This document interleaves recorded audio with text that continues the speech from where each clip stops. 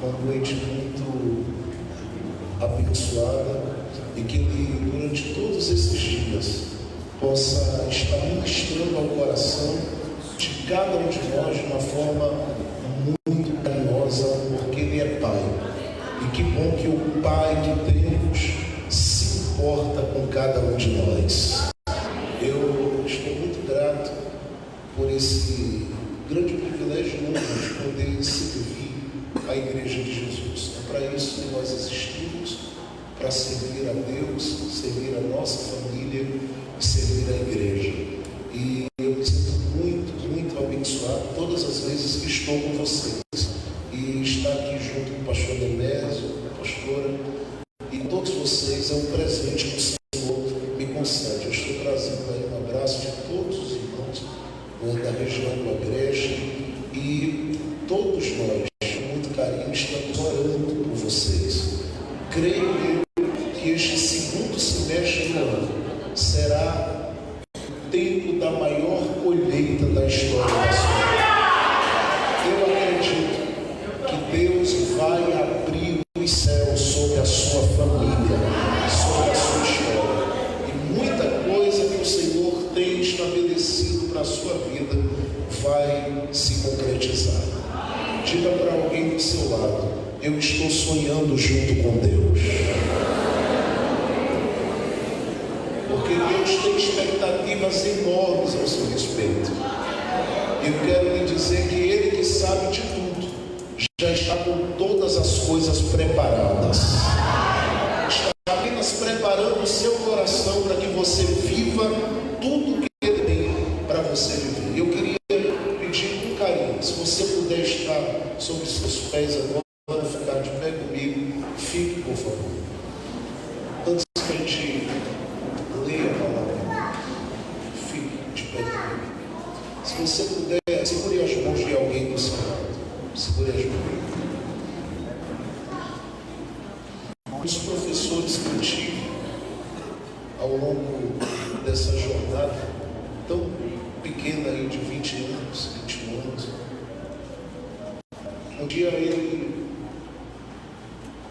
me contou uma história. Ele disse: Jefferson, Deus um dia estava na sua fábrica de bonecos. Eu fiquei curioso, eu disse: que fábrica de bonecos? E foi lá que ele decidiu plantar um jardim. Mas antes disso, lá na sua oraria, ele decidiu começar a fabricar uns bonecos. Ele estava muito inspirado. E ele foi fabricando os bonecos, foi fazendo um aqui, outro ali, um aqui, outro ali. E havia no coração dele uma certa satisfação, porque os que ele foi fazendo, na verdade, eram apenas rascunhos. Todos eles. Na medida que ele foi fazendo, ele percebeu que um estava com a orelha grande, outro com o nariz maior, outro com a boca meio fora do lugar, mas ele continuou fazendo esses bonecos. E ele que é pai e tem um filho, naquele período o filho dele chamava-se Verbo, Jefferson, chegou junto dele e disse assim: ô papai, o senhor jogou esses bonecos aqui tudo para o lado? E o pai disse: é porque esses aí estão todos com defeito. E eu estou querendo chegar eu vou chegar nele. Pode ficar aí observando. E ele foi fazendo, até que chegou um e ele olhou e disse assim: é esse. E o menino olhou e disse: papai, esse está bonito, mas eu posso dizer uma coisa ao senhor, eu gostei daqueles com defeito. E o pai ficou olhando para ele, e disse assim: você quer esses com defeito para você? Ele disse: me dá, papai. E o senhor vai ficar com quem? Ele disse: eu vou ficar com esse, porque todos esses eram rascunhos para chegar nesse aqui. E sabe qual é o nome desse aqui? Ele disse: Adão. E naquele dia o filho olhou e disse assim: nossa, papai, esse aí vai ser chamado de Adão. Ele disse: é. Pronto, papai, está tudo certo. O senhor fica com esse, que eu vou ficar com esses aqui, cheio de defeito. Eu disse: filho, olha o que é que eu vou fazer. Aí soprou e deu vida àquele boneco chamado Adão. E todos os outros ficaram lá. E o filho disse assim: papai, já que o senhor deu nome a esse, o senhor podia me ajudar a dar nome a esses aqui? Ele disse: não, isso aí eu não vou dar nome, quem vai dar nome é você. E o menino saiu olhando e disse assim: Pedro, Tiago, João, esse está com defeito, Tomé. E foi dando nome, mas como havia muitos bonecos, tinha um lá que ele deu uma olhada e disse assim: esse está bem arrumadinho, Nemésio.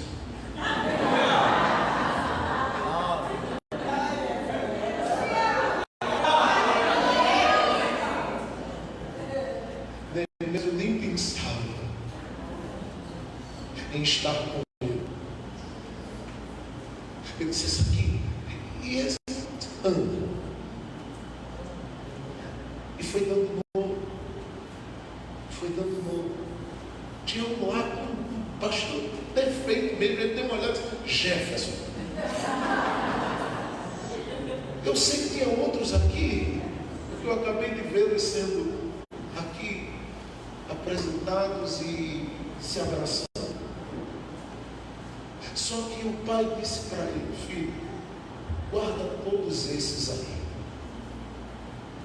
porque vai chegar um tempo em que o que eu estou fazendo com esse aqui, você vai fazer com eles também. E do jeito que eu estou soprando neste aqui, você vai soprar neles o mesmo espírito de vida que eu estou soprando. É uma história simples, mas na mente de Paulo isso estava muito claro quando ele diz que ele nos elegeu no seu próprio Filho. E o próprio Jesus, quando vai fazer uma oração, na oração que ele faz, ele diz assim: Pai, eles eram, olha o que ele diz, eles eram Deus, e tu me deste. Deu aonde? Na antiga olaria. A mente pensante de Deus já conhecia todas as nossas limitações e fragilidades. E ainda assim, ele olhou para o filho e disse assim: se você quer, eu vou dar eles a você. E sabe o que foi que o filho disse a nosso respeito? Aquele que o Pai me der, de maneira alguma eu lançarei fora. Levante as mãos dessa pessoa que está ao seu lado e diga para ele assim: muito antes de ser gerado no ventre da tua mãe, tu foste gerado na olaria de Deus.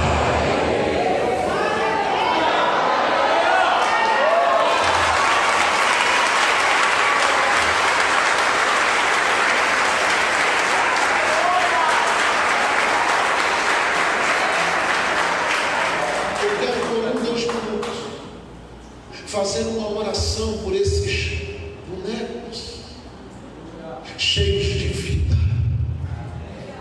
E eu quero orar junto com você. Só que essa oração é uma oração que você vai fazer por alguém que está do seu lado, dizendo a ele, dizendo para Deus: Senhor, não permite que eu saia desta conferência sem o teu sopro. Porque se o teu sopro não vier, as únicas coisas que vão saltar dele e continuar aparecendo são as deficiências. Mas se o seu sopro vier, quando ele sair daqui, onde ele pisar, a sua glória vai acompanhar. gloriá-lo de uma forma extraordinária. Pegue as mãos dele e feche os olhos. Tecladista, se puder, esteja aqui. Nós vamos usar 1 ou 2 minutos. Eu sinto Jesus neste lugar. Oh, glória a Deus. Comece a orar por ele. Pode orar. Pode orar. Mas ore em voz alta.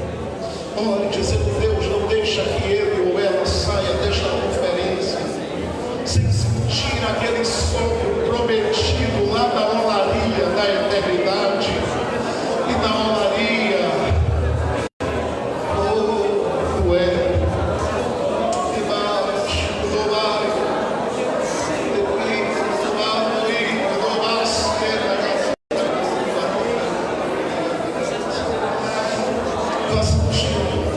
O abraço dele enquanto você ora. Receba este sopro dele enquanto você ora, porque enquanto você ora, cadeias são quebradas, correntes são despedaçadas, covas são fechadas, curas são liberadas. Você é a igreja dele, a igreja soprada, a igreja viva, a igreja cheia da sua glória e da sua presença. Eu vou lhe dar alguns segundos aí para você soltar essa voz e clamar com ele. Depois de orar, eu quero que você abra a sua boca com ele e vá glorificando o nome de Jesus, porque ele está liberando algo a partir de agora sobre a sua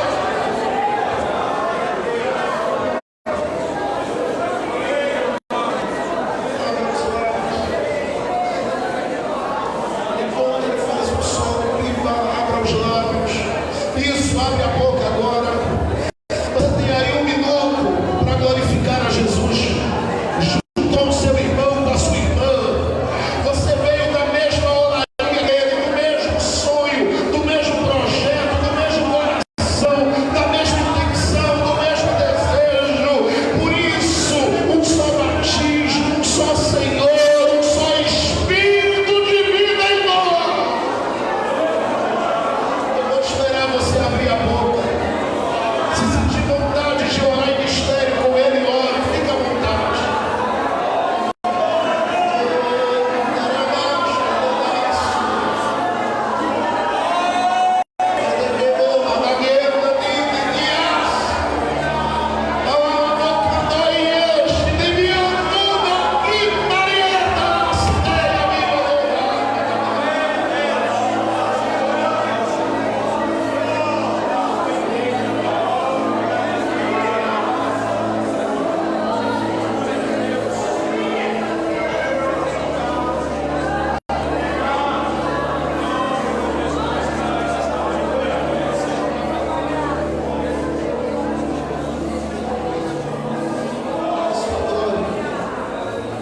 Adore o nome de Jesus.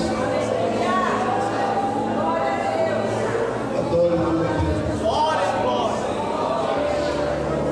Adore o nome dele. Eu estou dando tempo para você deixar ele soprar em você.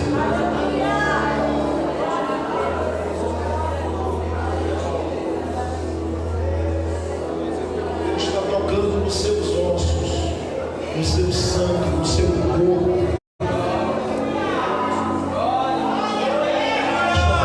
Será um divisor de águas na sua vida. Haverá uma revolução do Espírito de Deus na sua história. Todas as pessoas que te acharem por aí, se não tiverem cuidado ao passar junto de você, pela sua sombra, elas serão curadas poderosamente.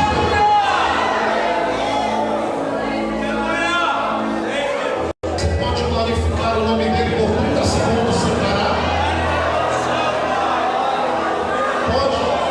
Pode orar em línguas aí. Pode encher esse lugar de línguas espirituais.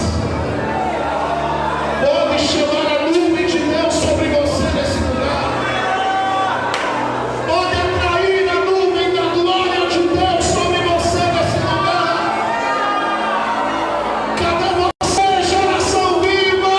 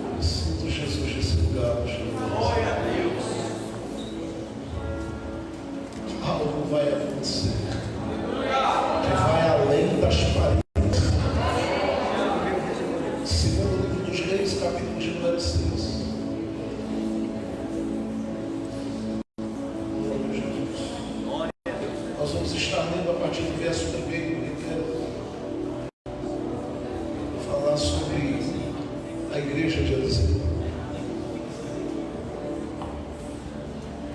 Pensamos justamente nessa eleição,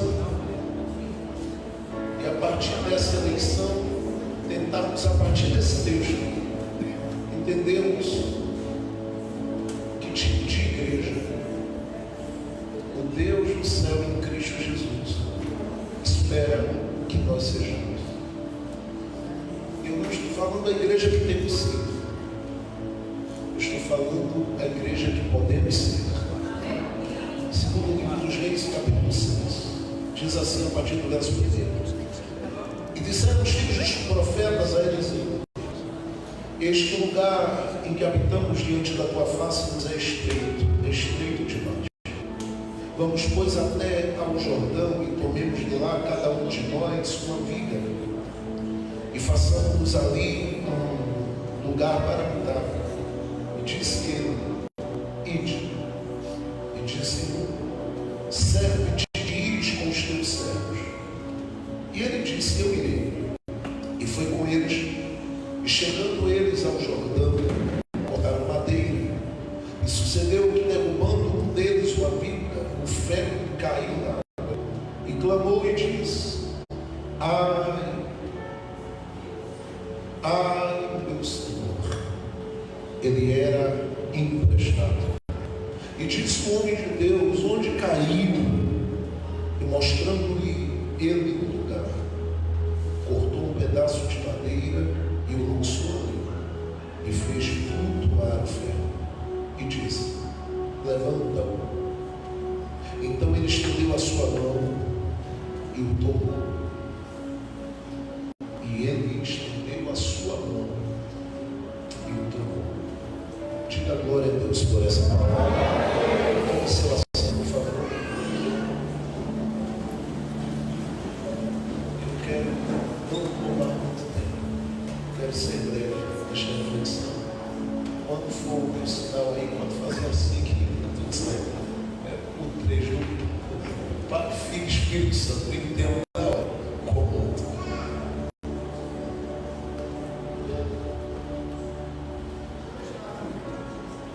É muito interessante quando a gente abre a Bíblia e a partir dela a gente começa a perceber quão conectada é a revelação da palavra. Como a Bíblia, particularmente, por mais que esteja marcada por sensações, por tempos, dias, horas, meses, épocas, tudo que foi profetizado, escrito e registrado está profundamente conectado. E eu arrisco essa noite dizer que o próprio Jesus, que estava às margens de Cesareia de Filipe, que diz Mateus no capítulo de número 16, verso 13 em diante, teve um diálogo com os discípulos e disse: Olha, o que dizem os homens acerca do Filho do Homem? E eles diziam: uns dizem que tu és Elias, outros dizem que tu és Jeremias, outros dizem que tu és um dos profetas. E ele fez uma pergunta aos seus discípulos: E vocês? Quem vocês dizem que eu sou? E eles disseram. A voz de Pedro ecoou com mais força o selo sanguíneo da turma. E ele diz: Tu és o Cristo, o Filho do Deus vivo. Jesus gostou daquela expressão e disse para ele: Pedro, não te revelou nem a carne, nem o sangue, mas meu Pai que está nos céus é que te deu a revelação. E eu te digo: tu és só um Pedro, mas com base na revelação que você trouxe, eu edificarei a minha igreja. Não estará edificado em você. Eu edificarei a minha igreja com base na revelação que você trouxe. E as portas do inferno não prevalecerão contra ela. A ideia de Jesus é simples. uma igreja edificada sobre uma revelação. Uma igreja que particularmente se move a partir dessa revelação. Não tem por causa dessa revelação. É o que é por causa da revelação. Ela vive a experiência do ser igreja por causa da revelação. E essa ideia de edificação que Jesus apresenta em Mateus 16, com base na revelação, não é algo que está nascendo ali às margens de Cesareia. Ele sabe que tudo que foi erguido, colocado de pé no Antigo Testamento, tem como base a revelação. E se fôssemos fazer uma colocação aqui, por exemplo, de alguns santuários do Antigo Testamento, nós faríamos um caminho muito longo para entendermos com base o quão importante é esta edificação a partir desta revelação. Mas o próprio Moisés viveu a experiência de erguer o tabernáculo, conhecido como tabernáculo de Moisés, que nunca foi de Moisés, sempre foi de Deus. E só passou a ser de Moisés porque Deus dá o privilégio a homens de, quando o priorizam, serem inseridos no contexto da história que é a história de Deus. Então Deus faz com que o próprio Moisés suba ao monte e lá em cima tem a revelação do tabernáculo.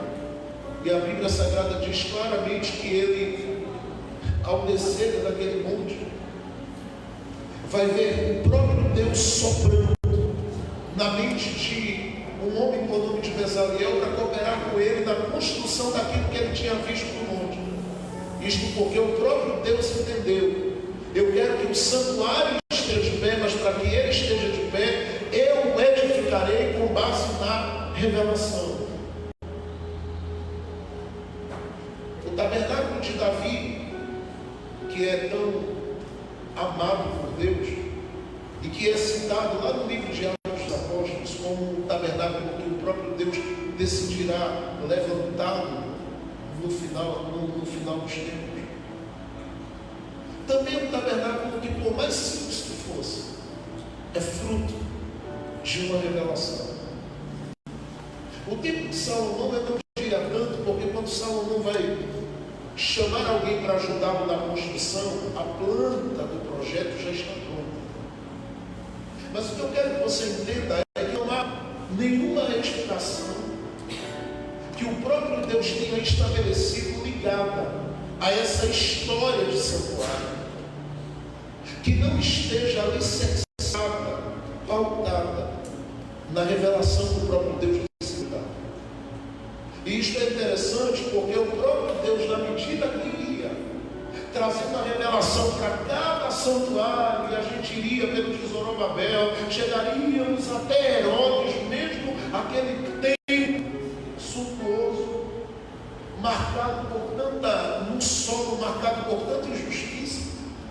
Todo ele está conectado ao único propósito de Deus erguer um santuário que não seja um santuário preso a paredes, mas que seja um santuário edificado. E é isso que o próprio Jesus está querendo chamar a atenção dos discípulos. Mas eu não estou dizendo isso simplesmente porque é o texto que eu li.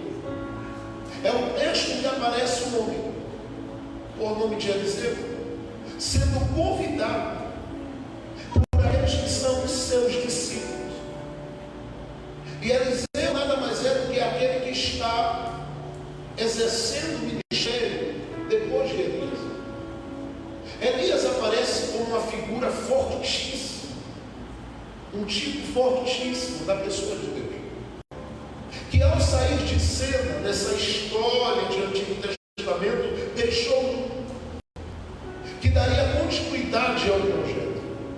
E a revelação que aparece em Eliseu é do próprio Filho de Deus. E é tão significativo isso, porque a história de Eliseu ela não vai se estabelecer a não ser começando a partir das águas de um Jordão que se abre. E para o Filho de Deus não se abriu, mas ele mergulhando lá, o Espírito desceu em forma corpórea de uma pomba, e a voz do Pai veio dizendo: este é o meu Filho, em quem tenho nele prazer. E uma vez que a voz do Pai bradou naquele dia, o Pai estava afirmando que sobre o Filho, tudo aquilo que havia sido realizado lá no Antigo Testamento, estava agora se concretizando, porque o próprio Cristo diz: as Escrituras estão dando testemunho de mim até agora. Então, quando a gente olha para 2 Reis capítulo 6, a gente tem aqui uma figura forte, que é a figura de Eliseu, que aparece como esse que tem discípulo, e que consegue inspirar esses discípulos a serem uma igreja diferente do seu tempo. Porque até então, essa igreja está estabelecida desde Elias. E eu quero que você entenda que o próprio Elias tinha os seus discípulos. O próprio Eliseu foi questionado em muitos momentos. E os momentos principais em que ele foi questionado, houve um grupo de pessoas que disse para ele: olha, o teu Senhor vai subir, e como é que você vai ficar? Eram os discípulos que conheciam muito bem aquilo que estava por acontecer com Elias, quando uma carruagem viria para separá-lo de Eliseu, que está em 2 Reis 2, e um redemoinho o levaria com muita força. E naquele dia a capa de Elias ficaria para que aquilo que o próprio Elias havia realizado não parasse, tivesse continuidade em Eliseu. É aqui que entra a questão. O próprio Eliseu, que sabe que a igreja está estabelecida, começa a ser essa voz profética no seu tempo, que vai inspirando uma geração. E esta geração, ela é tão inspirada. Eu queria que você olhasse para 2 Reis capítulo 4 rapidamente. Ela é tão inspirada por ele, que consegue se assentar aos seus pés para receber dele tudo aquilo que ele tem para ensinar, a partir daquilo que ele aprendeu com o próprio Deus. E olha que interessante, 2 Reis capítulo 4, eu quero que você olhe para o verso 38, para a gente poder falar aquilo que Deus quer que a gente fale. E voltando Eliseu a Gilgal, havia fome naquela terra. Os filhos dos profetas, olha o que diz, estavam assentados na sua presença, e disse ao seu servo: põe a panela grande ao fogo e faze um caldo de erva para os filhos dos profetas. Então dele saiu ao campo a apanhar ervas, e achou ali uma panela brava, e comeu dela, enchendo a sua capa das suas colas sentidas. E diz, e veio, e as cortou na panela daquele caldo, porque não as conhecia. Assim deram de comer para os homens. E sucedeu que, comendo eles daquele caldo, clamaram e disseram: homem de Deus, a morte na panela. Este grito é o grito de uma geração que se assentou para aprender, com a voz do seu tempo. E esses que estão ali, discípulos, literalmente discípulos de Eliseu, quando se percebem em perigo, recorrem a ele. Isto revelando que eles fazem parte de uma igreja que está sendo inspirada a confiar naquele que ministra, naquele que orienta, naquele que instrui, naquele que abençoa, naquele que profetiza sobre eles. É justamente esta igreja que está assentada a aprender, que está recebendo através da vida de Eliseu estas palavras de inspiração. É justamente esta igreja que está sendo agraciada com o privilégio de ouvir um profeta que tinha unção até nos ossos, porque até depois de morto, jogaram morto na cova dele, o morto ressuscitou. Um homem que tinha tanta autoridade, que está no capítulo 6 olhando para ele, dizendo assim: olha, tu nos inspirasse a ser uma igreja diferente, e nós não queremos ser uma igreja morta, até porque se para sermos uma igreja morta, no dia que a gente gritou que tinha morte na panela, o Senhor tinha deixado todo mundo beber naquele caldo, mas o Senhor trouxe farinha e colocou na panela, e o mal que havia na panela foi embora. E se foi embora, é porque o Senhor tem na sua mente o pensamento de que nós seríamos uma igreja livre dessa coisa tão cruel e terrível, que vai matando a O texto diz que era algo que eles não conheciam, mas sentiram que tinha morte no negócio. E o próprio Deus diz: eu estou levando esta geração da morte. Sabe para quê? Para que amanhã correspondam às minhas expectativas. E quando esta geração ela vai agora ter a oportunidade de corresponder às expectativas do próprio Deus através da vida do profeta, as escrituras dizem que o primeiro grito que essa geração dá é este: nós não queremos ser a igreja que temos sido. Que igreja? A igreja que habita em um lugar. E ele diz: que legal, vocês não estão gostando de serem ensinados? Não, amamos o ensino. Não estão gostando de serem agraciados por revelações que descem do alto e pelo espírito de profecia que paira aqui? É claro que nós estamos.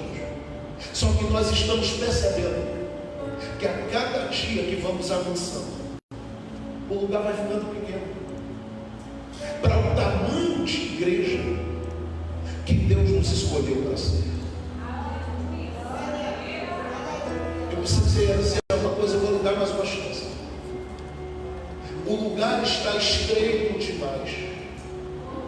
E este lugar, por mais que o Senhor considere importante, porque este lugar tem uma história, porque aqui teve revelações, porque aqui vivemos coisas sobrenaturais, porque aqui experimentamos coisas grandiosas, nós queremos te fazer entender que este lugar não comporta a igreja que nós fomos gerados para ser.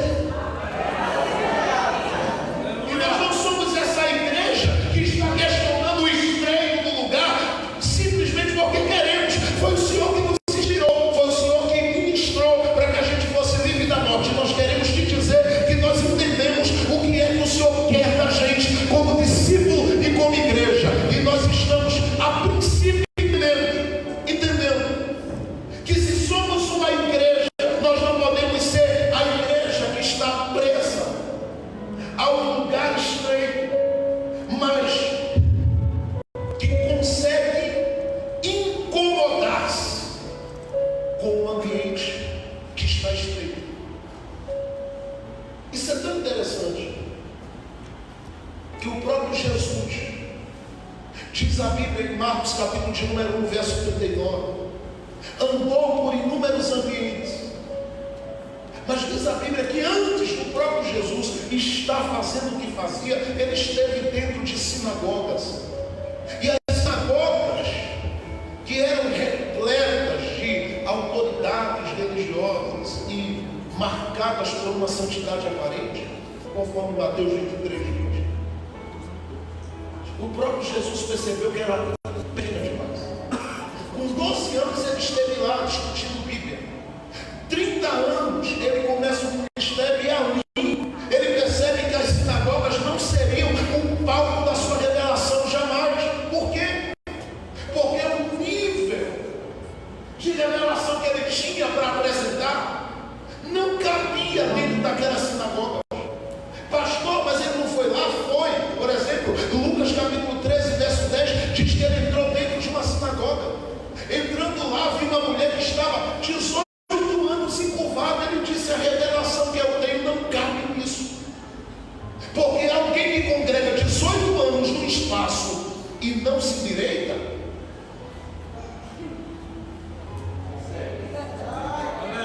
é um lugar sem revelação. Porque lugares com revelação existe um desejo de endireitar-se para uma expansão. Então, quando Jesus vai para lá, a situação é tão séria que o dono da sinagoga grita e diz assim: olha, quem quiser milagre, venha outro dia. Dia de sábado é o dia de Deus, e nem Deus no dia dele vamos fazer milagre. A gente está vivendo um tempo de pessoas que querem colocar Deus nesse estreito, o estreito do lugar, e querem colocar Deus aprisionado a determinados ambientes, quando Deus na verdade está interessado em estar aprisionado dentro de corações que o amam. E é por isso que a gente tem tanta gente que não se endireita, gente curvada e gente que até diz: sou filho de Abraão, mas o diabo está lá, fazendo com que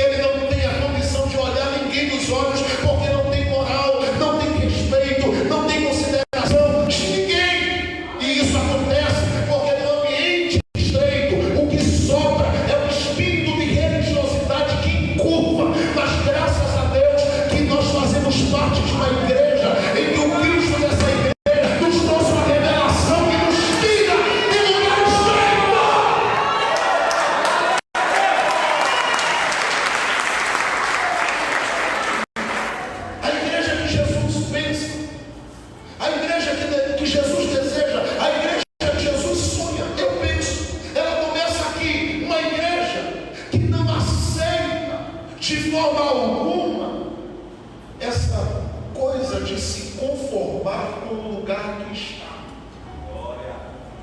Ela começa a olhar para o lugar e dizer assim: tudo que a gente tem vivido aqui é bom demais. Mas Deus nos chamou para uma revelação que nos leva a expandir. E olha a visão de Deus. São meninos. Olha a visão. Vamos até o Jordão. Diga para alguém isso. Vamos até o Jordão.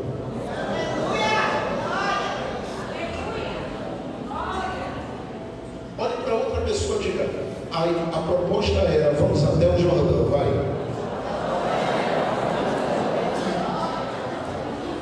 Isso implica muita coisa. Deixar a zona de conforto e entender que Deus não me quer preso por muito tempo a um lugar específico. Quando eu estou falando do lugar, eu não estou me referindo ao mesmo tempo. Eu estou falando a tudo aquilo que te limita, quanto à visão que Ele te deu como igreja. Porque a igreja, particularmente, que vive nesse ambiente estreito e se conforma com ele, em algum momento ela vai se tornar histórica. E isso é bom. Vai ser histórica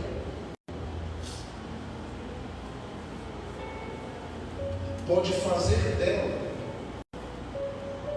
algo semelhante a um museu.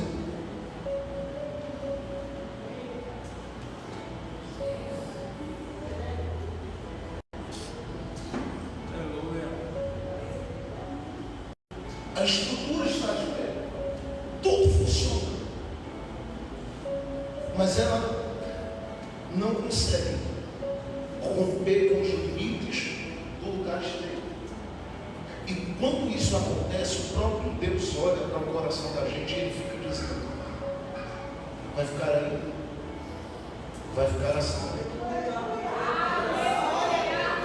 Então, a partir do estreito que você começa a ter uma visão do lugar que você pode chegar, e a ideia do lugar que você pode chegar lhe leva a entender o que você pode ser, porque a ideia é não continuar sendo o que tem sido, porque o que tem sido não tem lhe levado à expansão.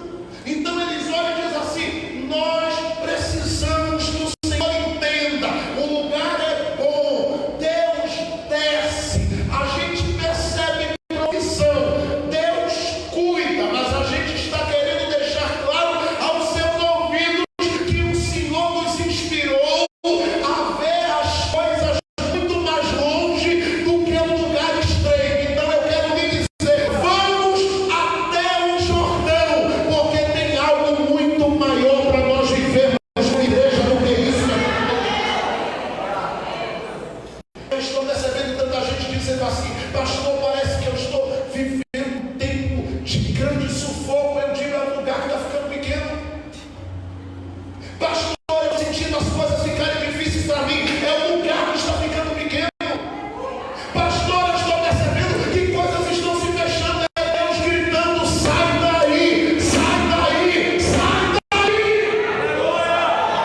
Porque o próprio Deus que nos chama, não nos chama para ficarmos presos. Pastor, teve até alguém que me disse esses dias: pastor, como é que Deus quer que eu vá expandir se o próprio Deus decidiu estar numa manjedoura, numa cruz e numa sepultura? Aí eu perguntei a alguém: por quanto tempo?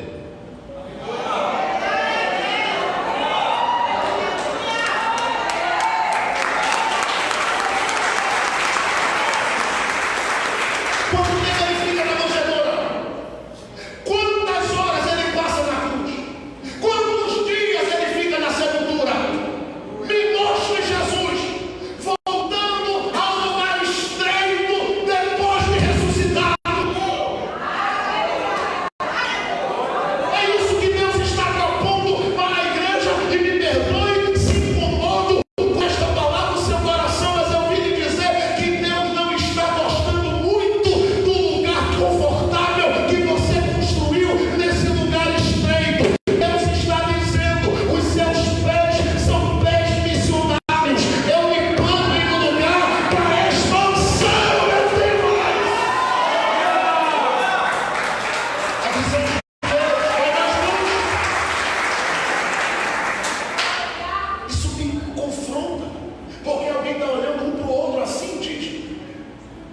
Está estreito aqui, não está? Está. E tu está achando o quê? Estreito demais. Mas vocês têm medo de querer alguma coisa? Não. Mas a gente tem alguém que está tomando conta de nós como igreja. Então vamos perguntar a ele se ele também não está achando estreito o negócio. Eliseu, na hora que ouviu falar, ele poderia dizer: olha, não vamos remover os marcos antigos. Ele diz: fundamento que é fundamento e foi bem colocado, não se arranca, permanece. Então não tem que ter essa preocupação. Vai arrancar nada. A preocupação é única. Quer escondido? Quer. Está gostando do estreito? Não. Eu não nasci para ele. E a manjedoura é um pouquinho de tempo. E a cruz, um pouquinho de tempo. E a sepultura, um pouquinho de tempo. E a vida espiritual, limitada ao espaço, não, um pouquinho de tempo. Tem algo mais para mim. Coloque a mão no ombro de alguém e profetize para ele. Diga 3 vezes para ele: tem algo mais para mim.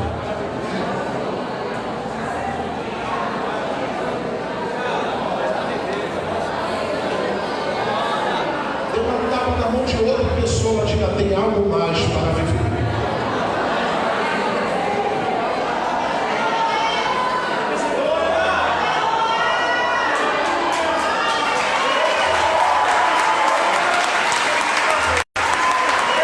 Eu vim profetizar na abertura desta conferência que Deus não vai deixar nenhum de nós permanecendo no lugar estreito que estamos. Eu vou dizer de novo: Deus não nos deixará no lugar estreito que estamos. Eu não sei se você consegue ver do lugar que está as águas do Jordão gritando, dizendo: venha para cá, tem mais.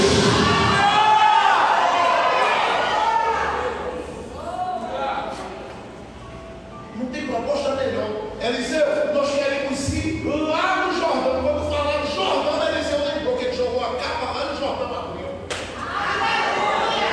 Ele disse: eu passei por lá, vai.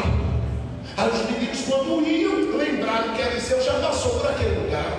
Olhou para ele e disse assim: olha, se a gente for para lá sem o senhor, não dá certo. Então, vamos conosco.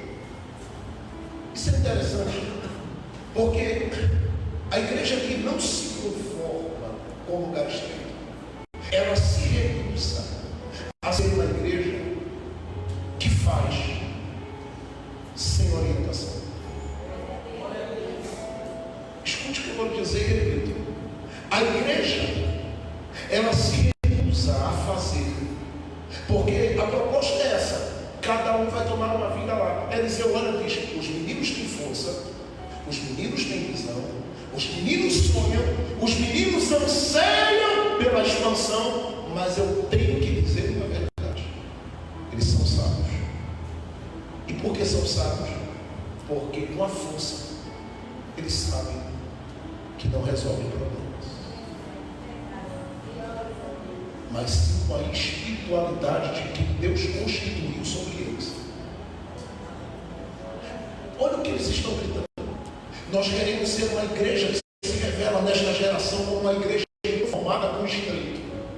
Sim, nós queremos ser uma igreja que não aceitamos a ideia que está sendo proposta de sermos uma igreja onde cada um pega a sua viga e faz dela o que quiser. Nós queremos ser uma igreja pastoreada. Eu vou dizer de novo: nós queremos ser uma igreja pastoreada. Vocês sabem o que fazer? Sabemos. Então não vamos. Se o Senhor, que é o nosso pastor, não for conosco. Por que é importante? Porque ninguém sabe o que é que está preparado na beira do Jordão.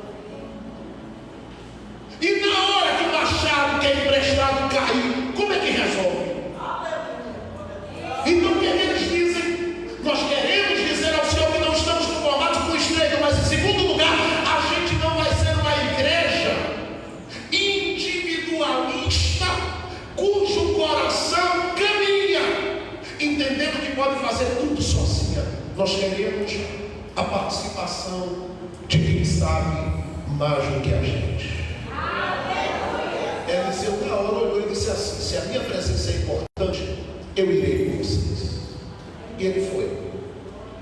Aí está escrito assim, que ele vai e fica observando a geração, porque Eliseu não entra para dar palpite naquele momento. Está lá.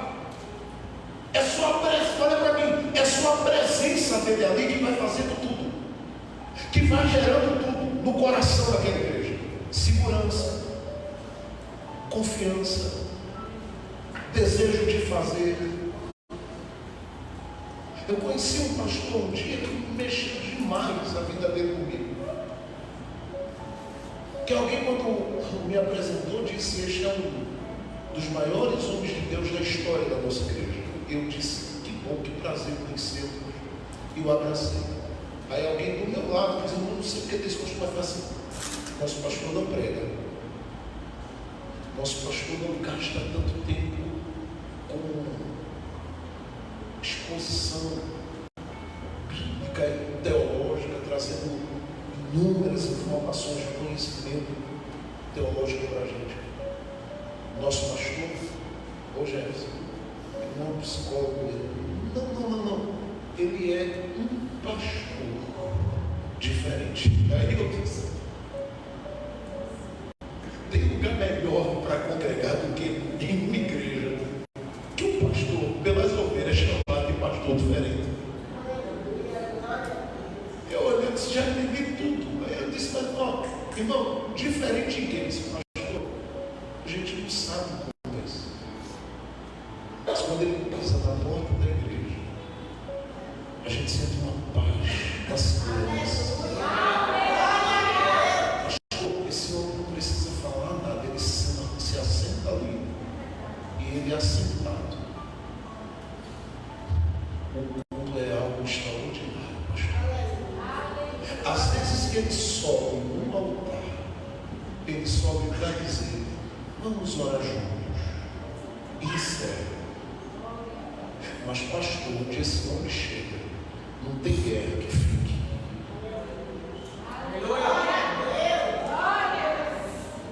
Não tem ferida que não seja sarada. Porque quando ele chega, ele nos dá um abraço e um aperto de mão que a gente, pastor, só de falar dá vontade de chorar. Quando ele disse aquilo, eu entendi. O que é que pode gerar a presença de gente que carrega Deus na vida em uma igreja, que entende a importância dessa gente que Deus unge, que Deus separa, que Deus constitui como autoridade sobre nós. Se nós queremos ser uma igreja diferente, a gente precisa entender, dizer a você nesta abertura de conferência, a igreja que é igreja, ela tem o seu pastor Jesus, visto na figura do seu pastor aqui.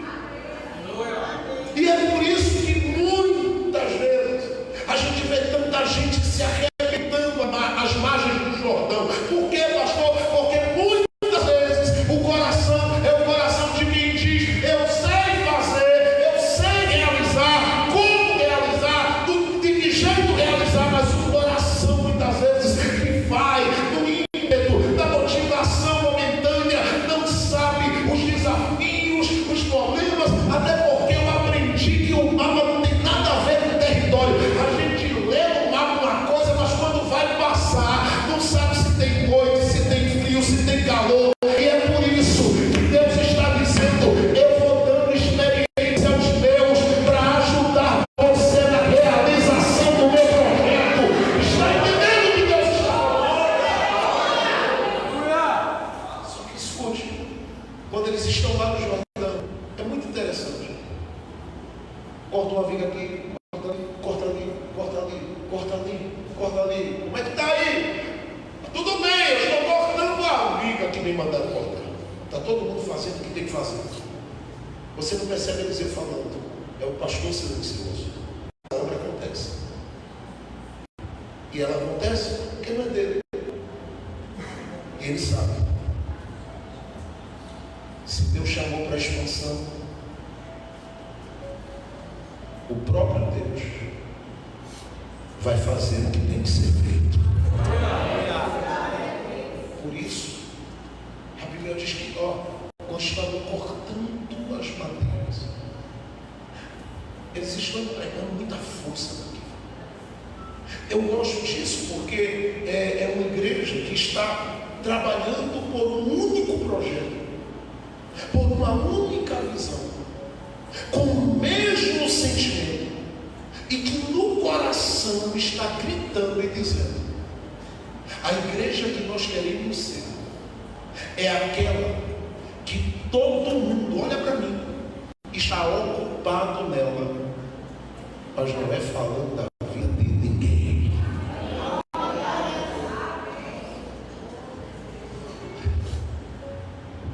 Fulano, tem uma para te contar, tu não sabe quem caiu. Cala a boca que eu estou cortando madeira.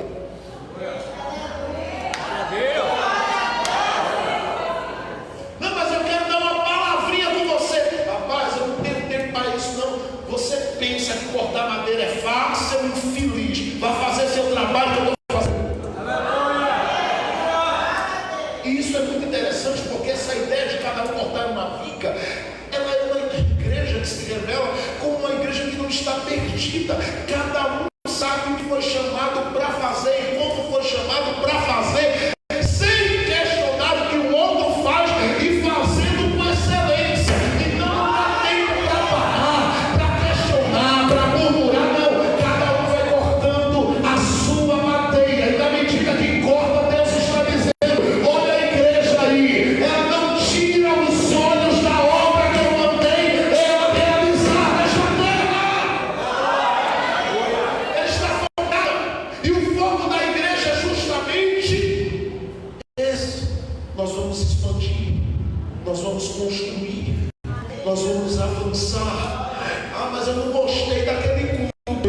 Nós vamos avançar, nós vamos construir. Ah, mas eu achei assim. Ah, cala a boca. Nós vamos avançar, nós vamos construir. Mas eu queria dizer algo do pastor, do obreiro. Dá licença, nós vamos avançar, nós vamos construir.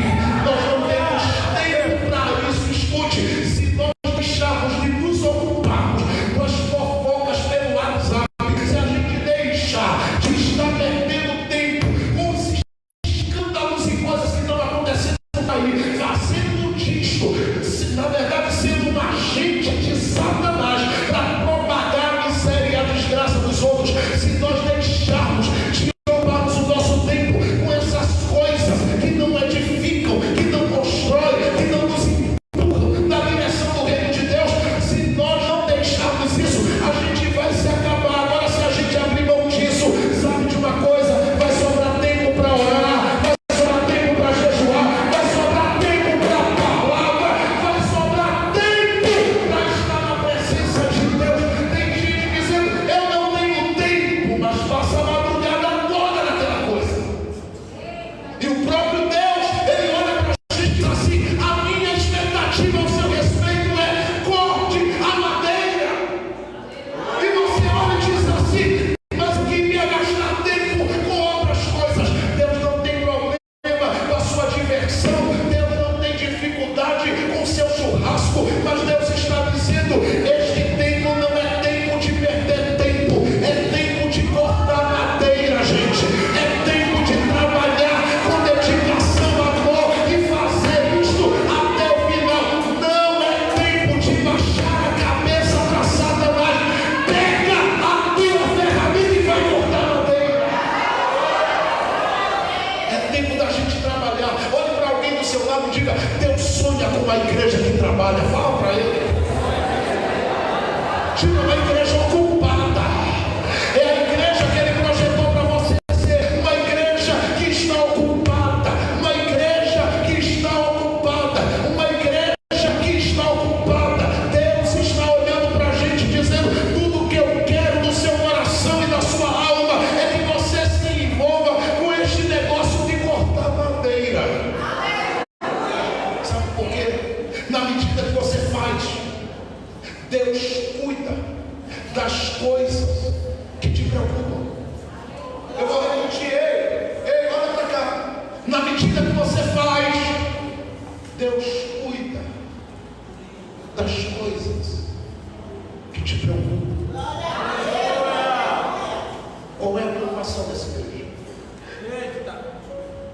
cortando madeira aqui, mas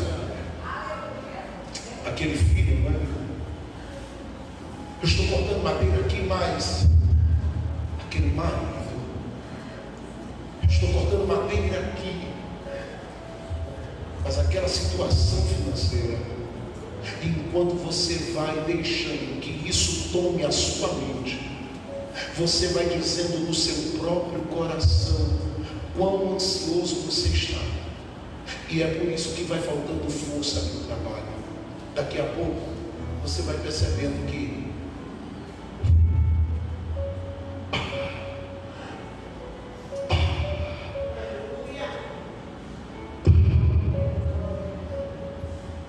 o machado vai saindo da madeira e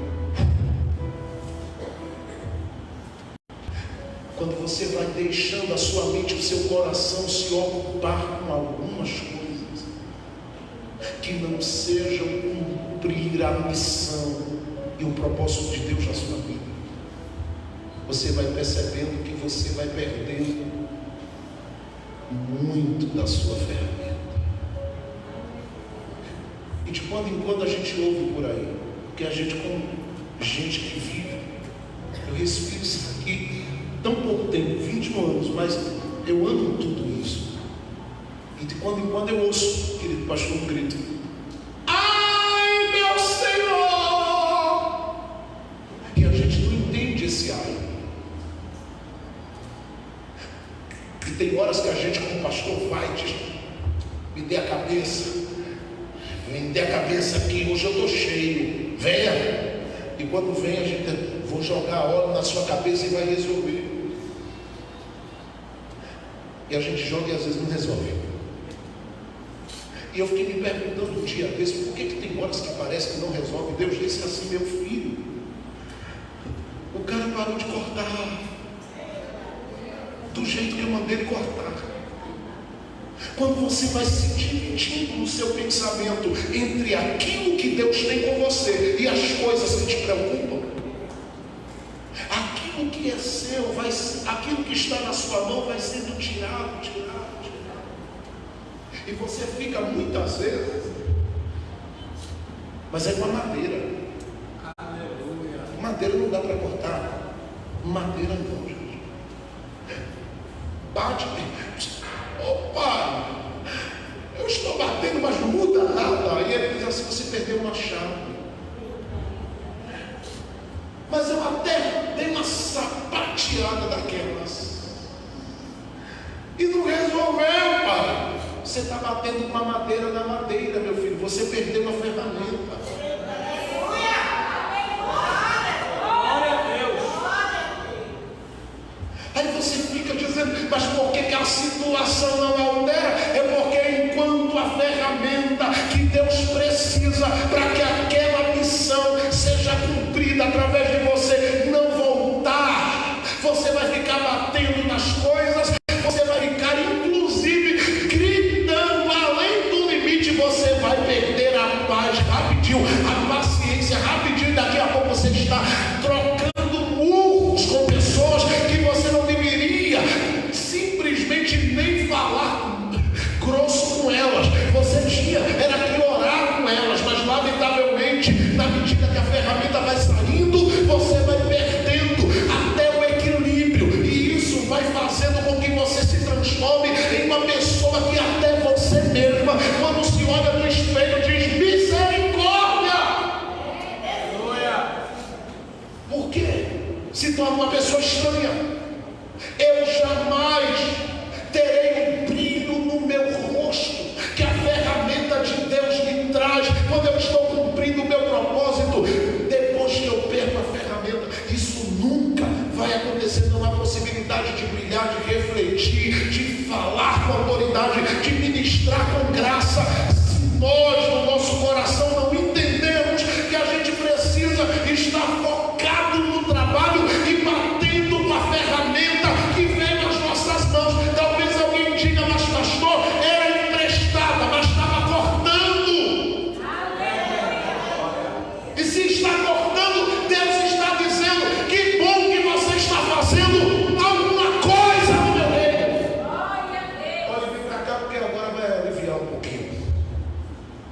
Mas o Espírito de Deus nos traz nesta noite para dizer assim: a igreja que você pode ser é uma igreja ocupada, que não permite o seu pensamento fugir do propósito e da missão que Deus tem para você. Agora olha que interessante. Descorta a madeira. Pá, corta. Pá, corta. Pá, pá. Eu queria que você olhasse para o texto, porque tem algo aí interessante. Eu vou ler. Se você entender, diga alguma coisa. Verso 5. E sucedeu que, derrubando um deles, uma viga, o ferro caiu. Diga comigo assim: conseguiu derrubar. Não, fala alto, diga: conseguiu derrubar, vai. Mas perdeu a ferramenta. Diga mais uma vez comigo assim, diga: conseguiu derrubar, mas perdeu a ferramenta. Isso é muito sério, porque a gente tem muita gente derrubando muita coisa, mas perdendo coisas que são importantes. Eu não quero entrar por esse caminho, eu quero que você apenas perceba o grito que eles estão dando. Ó, ai, ai. Não sei se você consegue ouvir o grito, mas eu ouço. Meu Senhor, o machado, o machado é emprestado. E o Senhor ouviu. Estou falando de Eliseu. Você percebe algum desespero em Eliseu? Não. Preocupação? Não. Meu Deus, perdeu o machado. E agora, como é que vai terminar esse negócio? E como é que eu vou ficar com a capa de Elias na mão aí nessa hora? Eliseu não está preocupado com isso. Eliseu quer resolver o problema com o menino, porque ele sabe que o menino é importante nessa igreja, mesmo quando ele perdeu a ferramenta. Eu vou dizer de novo: Eliseu sabe que nesta igreja aqui, pessoas são mais importantes do que a madeira derrubada. Aleluia, glória a Deus. Eliseu, se fosse alguns líderes desta época, e eu ando às vezes por esse Brasil pregando, estou voltando agora a São Paulo para ministrar 22 dias em São Paulo, e às vezes a gente vai por aí, se fosse alguns líderes que eu já conheci na minha vida, como ele olharia a madeira e diria: te vira com a ferramenta, dá licença. Dinheiro.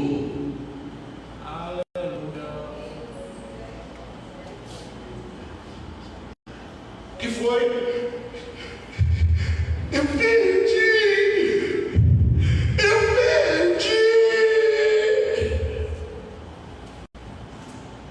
Te vira. Judas vai sair mesmo assim. Entenda. Não há problema em uma igreja ser uma igreja com muita madeira. Toda obra precisa do seu material. Mas quando a igreja, ela entende que tem que ser só a igreja da madeira e não a igreja das pessoas. O próprio Deus fica olhando para ela dizendo: para que eu entreguei meu filho na cruz? E foi uma madeira, né?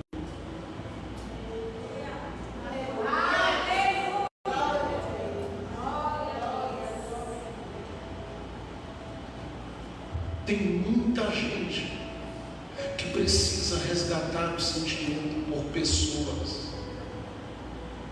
E que bom, como o pastor disse, que esta igreja é uma igreja que gosta de abraçar. Porque tem gente que o que ele precisa, mais do que uma pregação, é um abraço. Porque você não sabe na atividade, na área do trabalho dele, o que ele perdeu durante o dia. Tem gente que vem gritando, ai, ai, ai, ai, ai, a gente não está nem aí para o ai dele, a gente quer saber se trouxe a madeira. Aleluia. Deus está olhando e vendo uma igreja que está às margens do Jordão gritando. Sabe que igreja nós queremos ser? Não a igreja que se alegra com os que perdem o machado, com o sentimento de caiu mais um, sobra mais espaço para mim. Nós queremos ser uma igreja que olha para a madeira e diz: você é importante, mas não é mais importante do que a alma dele. Vem cá, menino. Estou desesperado. Calma, menino. Me dá um abraço aqui. Menino, vira a cabeça.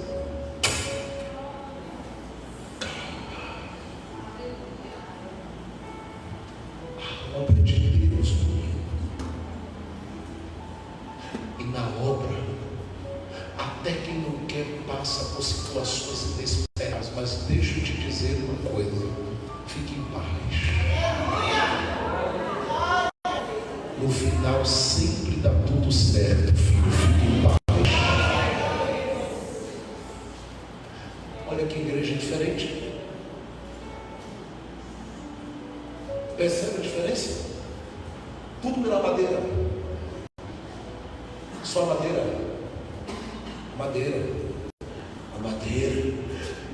E faltou a madeira hoje. Dá licença. Como está a sua coração? Como está a sua alma? Como foi seu dia? Está tudo bem com você? Está tudo bem? Passou um dia em paz? Deus foi com você? Tem alguma questão que eu possa orar com você? Mas você não é o pastor. Dá licença, eu sou a igreja. Posso orar? Você percebe que as coisas começam a mudar. Porque o próprio Eliseu que está vendo essa situação, ele olha e diz assim: ei, se vocês querem ser esta igreja, e eu termino. Se vocês querem ser esta igreja, onde pessoas valem mais do que coisas, esta igreja também será uma igreja conhecida pelos milagres que ela vive nesta terra. Porque que ele não olhou para o menino e disse ao menino: me dá madeira. Não, ele disse isso. Ele disse a alguém: me dá aí o teu machado. Pegou o machado do menino e foi lá, está no texto.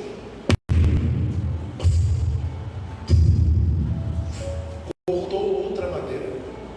Aí pegou a madeira nova e foi jogar no Jordão. E eu lendo isso, eu disse: meu Deus, por que Eliseu foi gastar tempo cortando uma madeira se o menino estava com a madeira antiga na mão, podendo jogá-la no Jordão e o machado voltar? Milagre é milagre, com a madeira velha e com a madeira nova. Deus disse: não, senhor. Todo aquele que eu marco um dia dele ter uma relação com o Jordão, meu filho, tem que nascer de novo.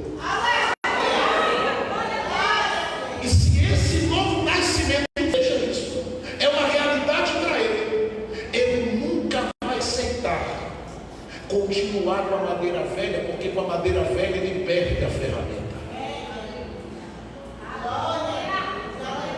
Eu vou dizer de novo: com a madeira velha ele perde a ferramenta. Tem que trocar a madeira para trazer a ferramenta de volta. Se ele vai trabalhar de novo, ele precisa de uma madeira nova. E é por isso que Deus nos trouxe essa reunião, porque essa volta tão simples que eu estou dando aqui era para chegar nesse ponto. Deus não quer uma igreja que, olhando para ela as margens do Jordão da vida, ele a veja como uma igreja que E é em